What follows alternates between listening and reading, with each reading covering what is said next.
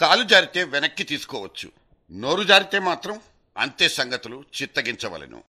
ఒక్క నోటి మాట, ఒక్క చేతి రాత మతాలకు మధ్య మంట పెడుతోంది, దేశాలకు దేశాలనే తగలబెడుతుంది. అందుకే కేంద్ర మంత్రి కపిల్ సిబాల్ ఉరితాడు వెంటేసుకుని వీరవిహారానికి గెట్ సెట్ గో చెప్పుకున్నారు. సోషల్ వెబ్సైట్లు మన సమాజానికి పట్టిన చీడపురుగులన్నది ఆయన స్పీడ్ చెప్తున్న సారాంశం. ఇంతకు ఆ బ్లాగులన్నింటి మీద ఈ కన్నెర్ర కరెక్టేనా? హద్దు మీరినంత మాత్రాన గొడ్డలితో నరికేయడమేనా?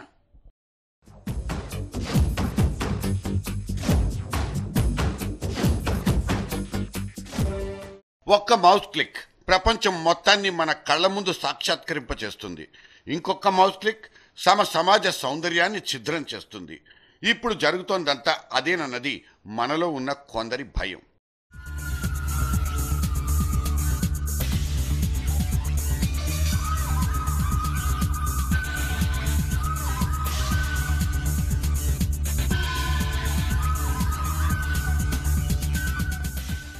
ముఖాలకు మార్ఫింగులతో మొదలుపెట్టి భావజాలాలకు కొమ్ములు పుట్టేదాకా సోషల్ నెట్వర్కింగ్ సైట్లు దళసరిగా దురుసుగా మారిపోయాయి. ఈ .com కల్చర్ అంతా పుట్టింది పెరిగింది మన కళ్ళ ముందే. ఇప్పుడు వాటితోనే మన కళ్ళను పొడి చేసుకుంటున్నామా?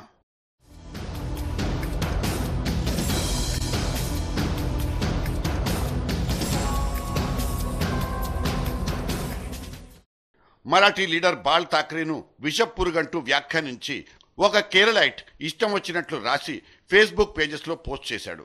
3 ఏళ్ల ముందే జరిగిన అఘాయిత్యం ఇది. ఆ తర్వాత ఎవ్రీబడి డ్రా మొహమ్మద్ డే అంటూ ఇంకో పోస్టింగ్ ముస్లిం మతస్థుల్ని రోడ్డు మీదకి తీసుకొచ్చింది.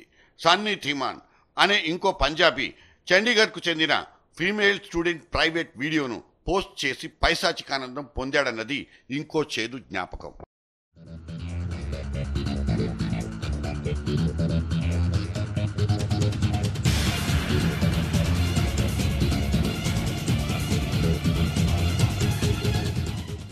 భావ ప్రకటన స్వేచ్ఛ అనేది మనకున్న 16 అణాల విలువైన ప్రాథమిక హక్కు అయితే కావచ్చు. ఆర్టికల్ 19 ఆఫ్ 2 ప్రకారం మన ఫ్రీడమ్ ఆఫ్ స్పీచ్ మీద కొరడా ఝుళిపించే బలమైన హక్కు కూడా సర్కార్ చేతిలో ఉంది. కానీ ఏ చట్టాన్నైనా ప్రక్షాళన కోసమే ఖర్చు పెట్టాలి. కానీ కేంద్రానికి ఒక్కసారిగా పొడుచుకొచ్చిన కోపం వెబ్సైట్ల మీద విషం చిమ్మడానికి సిద్ధమైంది. ఈ వైఖరి కొన్ని వర్గాలకు తీవ్ర అభ్యంతరకరం. సోదర భావాన్ని పెంపొందించే సామాజిక సైట్ల మీద ఇంత అక్కసు వెళ్ళగక్కడం ఎందుకు అంటూ సొసైటీ నుంచి క్వశ్చన్స్ మీద క్వశ్చన్స్ వచ్చి పడుతున్నాయి. అభ్యంతరకరమైన అశ్లీలంగా అనిపించిన ఎస్ఎంఎస్లను ఎవరికో పంపిస్తే ఫోన్ కంపెనీల్ని నిషేధిస్తారా అన్నది శశి థరూర్ లాంటి మేధావుల తర్కం. ఈయన కూడా ఫ్లాష్ బ్యాక్లో ఓవర్గా ట్వీట్ చేసి మంత్రి పదవిని పోగొట్టుకున్న పెద్ద మనిషే. మనుషుల మధ్య అదో రకమైన మంట పుట్టించే సమాచారాన్ని పంపిణీ చేసే 21 సోషల్ నెట్వర్కింగ్ సైట్ల మీద ఢిల్లీ హైకోర్టులో యుద్ధం ప్రకటించిన వినయ్ రాయ్ అనే సామాజిక కార్యకర్త పాక్షికంగానైనా విజయం సాధించాడు. ఏం బుద్ధి గడ్డి తినిందా? అంతెత్తున అభివృద్ధి చెందిన అదుపు తప్పని చైనా వైపు ఒక్కసారి కన్నెత్తి చూడండి అంటూ సదరు బ్లాగర్లను చివాట్లు పెట్టింది ఢిల్లీ హైకోర్టు. ఆ నేరానికి ఈ ముట్టికాయలు సరిపోవా? సరిపోతాయనే అంటారు ఇంకొంతమంది ఔత్సాహికులు. ఈజిప్ట్, లిబియా, కైరో గట్రాలన్నీ కళ్ళు తెరుచుకుంది మాస్ నెటిజం వల్లేనన్న నిజాన్ని కొత్తగా చెప్పుకోవాలా? రాచరికంతో చచ్చే చావు చస్తున్న ఛాందసవాద దేశాలే సోషల్ మీడియా ద్వారా ప్రజాస్వామ్యం మీద మనసు పడుతున్న రోజులు ఇప్పుడు మన ముందు కనిపిస్తున్నాయి. మరి ఘనత వహించిన మన భారీ సైజు ప్రజాస్వామ్య దేశం ఇలా కళ్లకు గంతలు కట్టుకోవడం కించిత్ బాధ కలిగించే అంశమే. మనం బొక్కబోర్లా పడి ముక్కు పగలగొట్టుకుంటుంటే నేల తల్లిని తప్పుపట్టడం అవివేకం కాదా? ఈ ప్రశ్నకు మన పెద్దల దగ్గర ఆన్సర్ మాత్రం లేదు.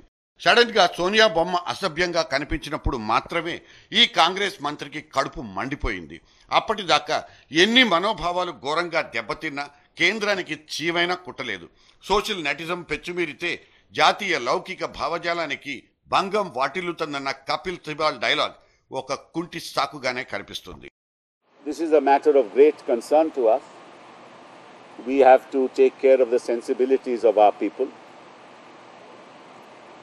We have to protect their sensibilities. Our cultural ethos is very important to us, and we will not allow the religious sentiments of large sections of the community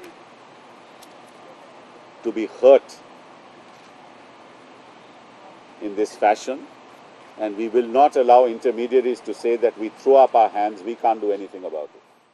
January June మధ్య government అభ్యర్థనల్ని మన్నించి 358 ఐటమ్స్ను పూర్తిగా తుడిచేసినట్లు Google transparency report చెప్పుకుంటోంది.